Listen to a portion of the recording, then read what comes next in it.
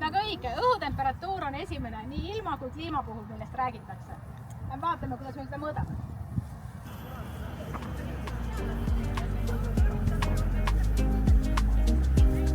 Anne, tule vaata.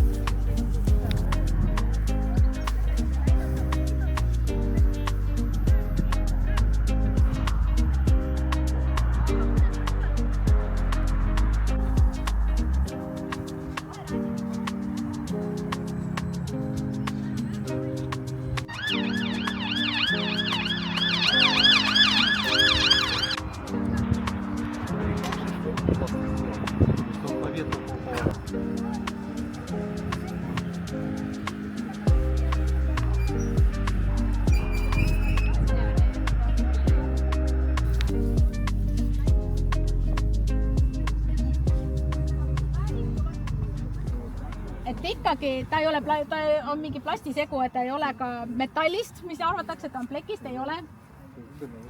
Ja kui kes vaatasid onni, et oli vaja 4 termomeetrit, et saada kõik vajalik parameetrid kätte, siis nüüd on üks õhutemperatuuri ja õhuniiskuse sensor, mis mõõdab ära siis õhutemperatuuri, õhuniiskuse ja arvutab juba ise kõik need imelised õhuniiskuse parameetrid. Kastepunktid, defitsiidid, absoluutsed rõhud, kõik arvutab ära. Siis sätikad armastavad seal sooja ees redutada ja ega ämblik loll ei ole.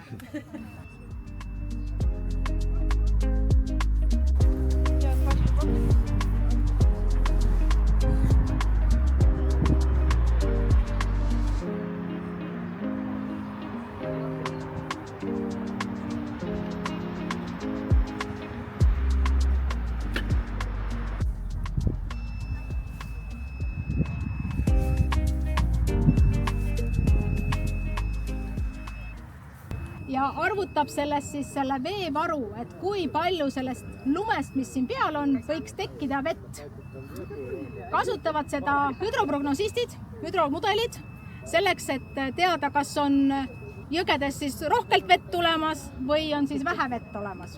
Et see on selleks. Ja on võimalik teha ka teistpidi arvutust, et kui raske see lumi on, jällegi oluline igasugustele projekteerijatele, ehitajatele. Ja ega ta seni, kuni lumi on kerge lumi ja lund väga palju ei ole, ei huvitagi ta kedagi. Aga nii kui lumi hakkab kuskil 40-50 sentimeetri ligi tulema, siis meil on päris palju päringuid sees kohe, et kui raske see on, kas ma peaksin minema katust rookima, et kõik see tegelikult tuleb sellest kaalust.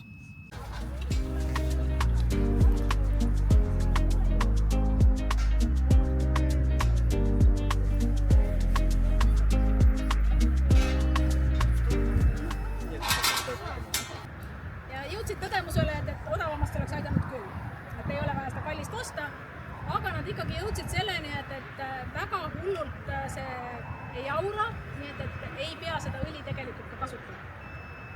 Et ta tasandab ikkagi ära sellise kappus.